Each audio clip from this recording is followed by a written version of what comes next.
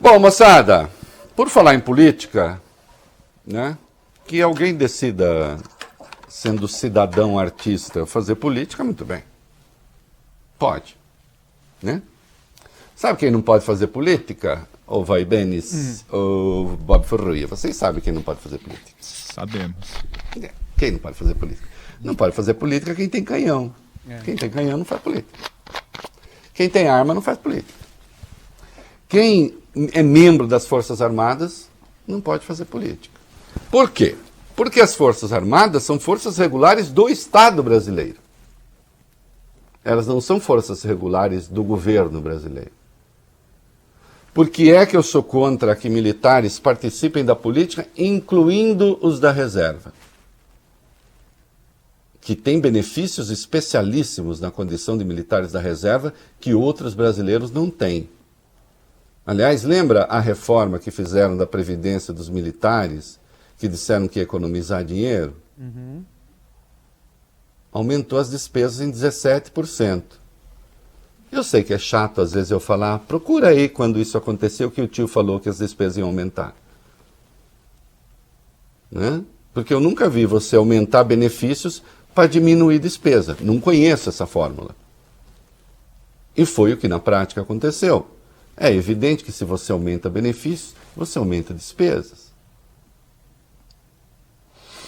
De quem você está falando, tio? Eu estou falando do general Eduardo Pazuello. General Eduardo Pazuello, que no domingo participou de mais uma manifestação golpista promovida por Benito Mussolini. Desculpe, por Jair Bolsonaro. Nossa, rei, você se confundiu, né? Não, né? Mas manifestação golpista, Reinaldo, não era só uma manifestação de apreço dos admiradores de Bolsonaro pelo presidente da República? Não. Não quando o presidente diz, num palanque, vocês são o nosso exército e vocês são mais importantes do que os poderes executivo, judiciário e legislativo. Vocês quem? Não é o povo brasileiro no seu conjunto, que por enquanto, segundo as pesquisas de opinião, inclusive aquelas que o Palácio tem em mãos, isso é uma informação, a popularidade do Bolsonaro está em declínio. Né? E hoje ele não tem o apoio nem de 1/3 da população brasileira. Aquelas pessoas que estavam ali, ou estavam lá no Rio, não refletem a opinião pública brasileira. Aquilo reflete a irresponsabilidade delas próprias, que estão provocando aquele tipo de aglomeração num momento como esse, em que há sinais, daqui a pouco nós vamos ver o testemunho de um diretor do Einstein, há sinais de uma terceira onda, né, do vírus, da Covid-19. Então provoca aquele tipo de aglomeração, irresponsabilidade daquela gente, responsabilidade do presidente da República que as convoca, que comparece ao evento sem máscara, levando consigo um general da ativa, Eduardo Pazuello, que na ativa comandou o Ministério da Saúde por 10 meses, pegou com pouco mais de 15 mil mortos o país, entregou com 298 mil, quase 300 mil, já estamos em mais de 450 mil. A política de saúde na prática permanece a mesma, as irresponsabilidades vão ficando cada vez mais evidentes. Nós vamos ver daqui a pouco, coloque aí, meninos, como o primeiro item da parte da CPI, nós vamos ver daqui a pouco que tem lá um burocrata no Ministério da Saúde que disse que não respondeu à Pfizer Sim. sobre vacina porque tinha detectado um vírus no computador. Então notem a nonchalância, o não estar nem aí, não atentar para a gravidade das coisas. Ah, não, tem um vírus, não respondi, desculpa. Era nada menos do que compra de vacinas para o país. Preocupação. Atuação de um burocrata que reflete a atuação daquele que era seu chefe, general Eduardo Pazuello, que na ativa continuou, ficou à frente do Ministério da Saúde, o que já é uma aberração, e que agora participa de uma manifestação golpista liderada pelo presidente e discursa nessa manifestação. Ele discursou na manifestação. Quer o que com isso? Eu sei o que ele quer. Ele quer ser reconvocado. É um provocador. Aliás, já demonstrou ânimo para provocação nos 2 depoimentos que deu, ou no depoimento que foi dividido em 2 dias, e está tentando ganhar uma voz de prisão na CPI. A voz de prisão de um militar da ativa, para ver se cria uma crise militar. Porque o que eles querem, na verdade, é uma crise militar. O que eles querem, na verdade, é intervenção militar.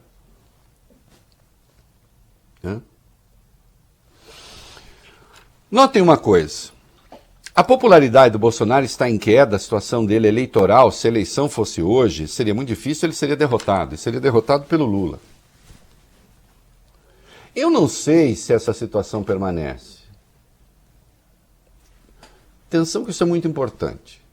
Eu não estou aqui dizendo assim, Bolsonaro vai perder a eleição, esquece. Não. A situação hoje é muito difícil, não sei se continuará muito difícil.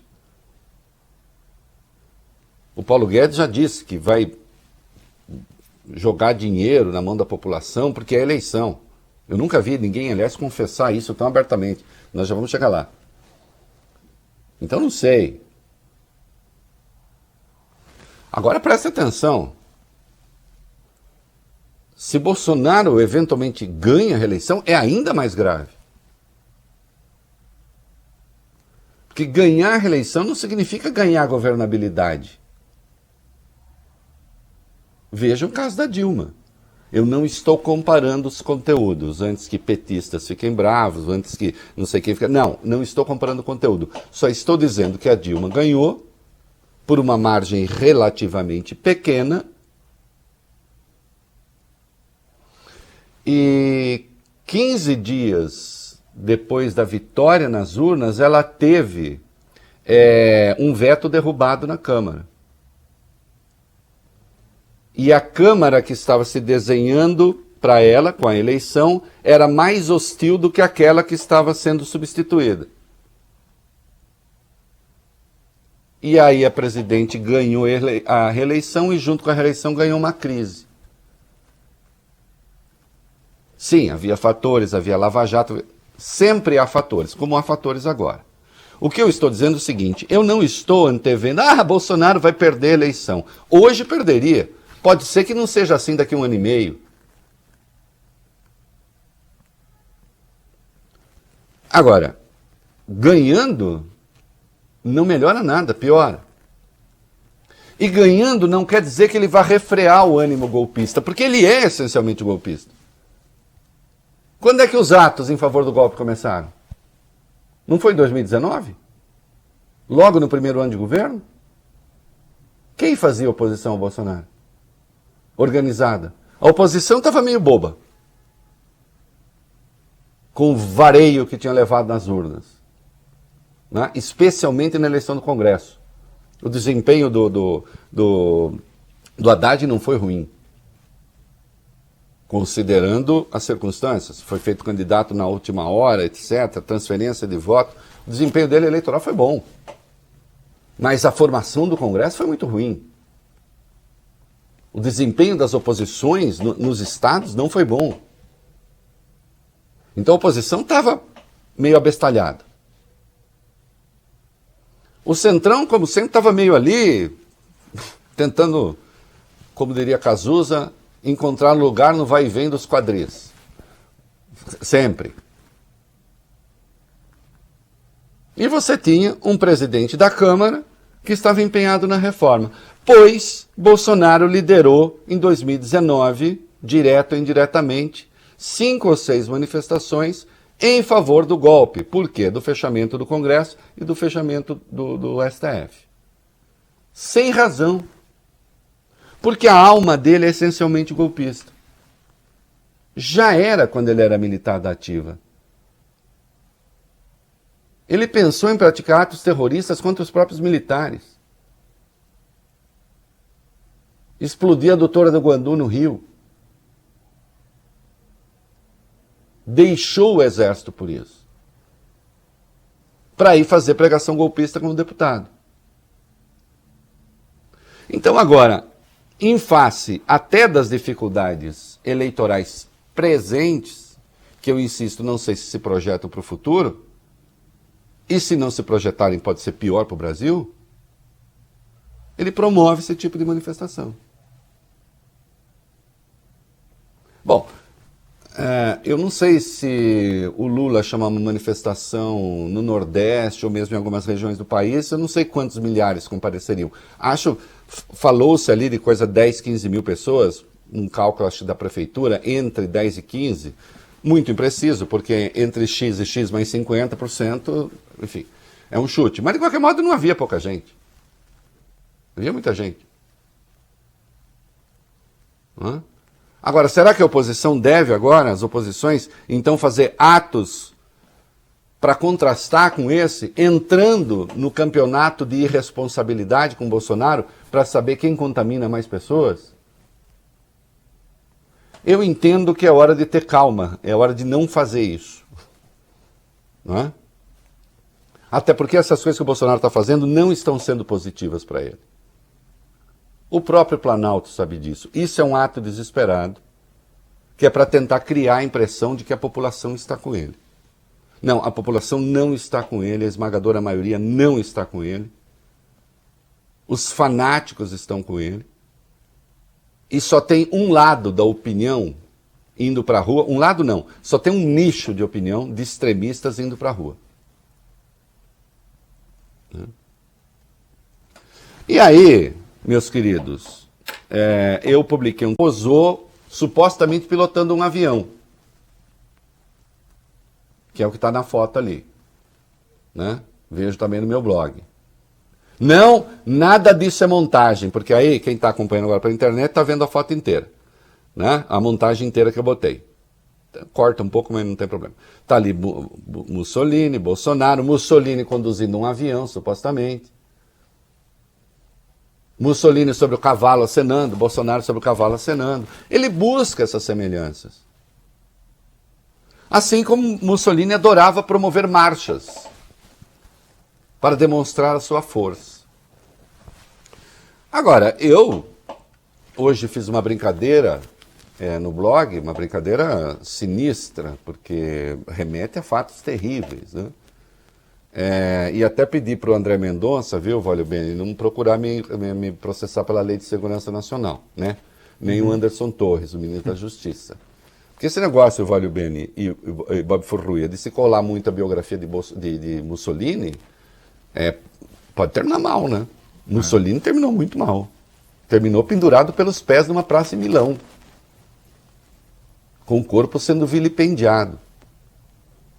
Então não termina bem. E olhe que se havia alguém que gerava adoração de uma parcela da população, e durante um tempo, de parcela considerável da Itália, talvez da maioria, era este senhor.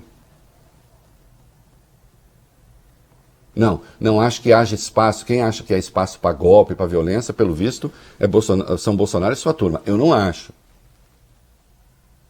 Eu só estou chamando atenção para o reverso da fortuna.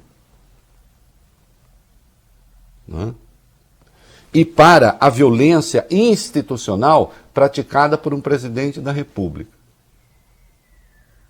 que ignora a existência de mais de 450 mil mortos, que ignora o risco de uma terceira onda, que ignora todos os protocolos que o Ministério da Saúde, nós vamos ver daqui a pouco, diz para o mundo que está seguindo, que leva a uma manifestação golpista um general da ativa que está sendo investigado pela Justiça Federal, que depois na CPI, que mentiu de forma flagrante e desavergonhada,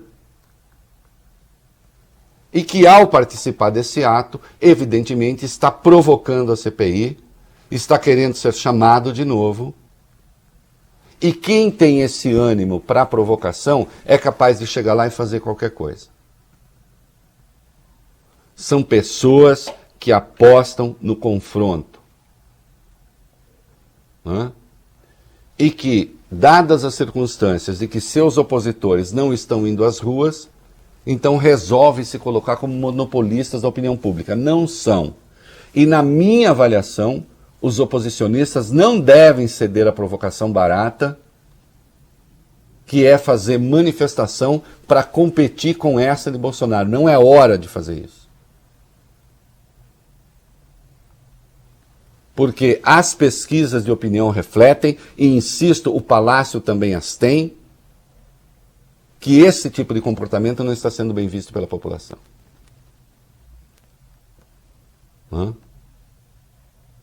Agora, é uma irresponsabilidade? É. Compatível com aquilo que Bolsonaro é? Compatível com aquilo que Bolsonaro é. E a desinstitucionalização é funda. Vocês imaginem que Alexandre Ramagem, diretor-geral da ABIN, participou do evento e o chamou de memorável. Como é que eu explico isso para vocês? Seria como o chefe da CIA participar de um ato em favor do Trump.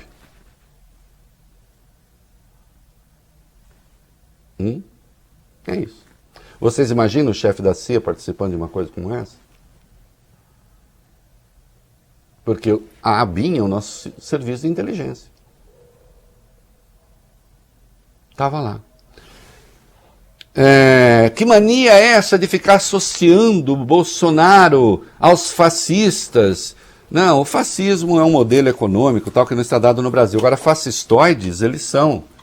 Vejam a perseguição a que submeteram o Pedro Duran, repórter da CNN Brasil. Teve que ser escoltado pela polícia para não apanhar, ele ia ser linchado. Porque eles não suportam o jornalismo. E olhem que a CNN, isso eu não estou fazendo crítica, não estou fazendo nada, estou fazendo um registro. E olhem que a CNN abriga ali as expressões do mais puro bolsonarismo, no que isso possa conter, lamento ter que registrar, de agressão às próprias instituições. Porque uma coisa é você ter opinião favorável ao governo nisso ou naquilo. Outra coisa é você justificar, por exemplo, a administração de cloroquina. E, no entanto, a emissora tem por bem abrigar pessoas que fazem essa defesa. Cada um faz o que acha melhor, né? Nessas coisas. Só acho que cloroquina não é matéria de divergência. É matéria de ciência. Mas não de divergência política. O que eu estou dizendo é que a intolerância com a imprensa é de tal ordem que nem mesmo uma marca que é muito generosa com o pensamento bolsonarista é poupada em momentos assim, porque a violência fascistoide não faz esse tipo de distinção, não tem inteligência para fazer esse tipo de discernimento. Ao contrário, o que eles têm é a obsessão pela violência, a obsessão por calar o outro, a obsessão por ser voz única, a obsessão por destruir o adversário, a obsessão por eliminar todo o pensamento divergente. E ali, no caso, era um repórter que certamente faria um bom trabalho. Houve protesto das entidades de defesa do jornalismo independente e livre, e eu também junto aqui a minha voz e me solidarizo, obviamente. São quase 500 atos de agressão à imprensa desde que o Bolsonaro chegou ao poder. Nunca a imprensa foi tão perseguida.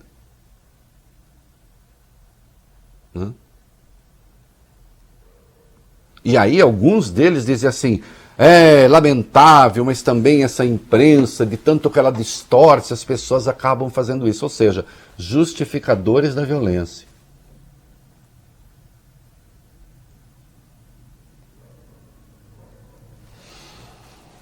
Consta que o Exército vai punir o Pazuello. Vamos ver como.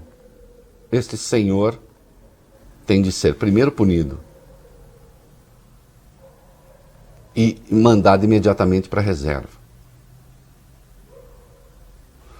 Onde vai, né, general? Receber uma pensão ali, salário pleno, não é isso? Sem nenhuma redução. E ainda depois disso, se o senhor quiser, o senhor pode trabalhar, né, para algum ente público, se alguém chamar, e terá direito ao teto dobrado. Não é isso? Atenção, senhores militares. Há uma degradação do apreço que a população tem pelos militares flagrante. E lembre-se que a história não está contada ainda. Ela está sendo feita. Quando chegar ao fim, o flagelo da doença, que veio para ficar com vacinações periódicas, mas nós teremos certamente a volta a uma quase normalidade, nós então contaremos os mortos.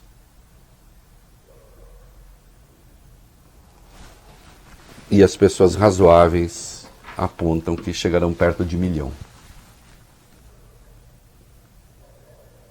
E o compromisso de vocês com este governo, especialmente na figura de Eduardo Pazuello, mas também de todos os militares da reserva que compõem esse staff, obviamente isso não escapará das narrativas as mais objetivas. E é um peso que vocês não precisariam ter. Né? Será, obviamente, o maior morticínio da história do Brasil em período tão curto e um dos maiores do mundo, como nós sabemos. Chegou a hora de ter o mínimo de responsabilidade. Não só o Pazuello para a reserva, mas chegou a hora de vocês, mesmo os da reserva, começarem a sair do governo.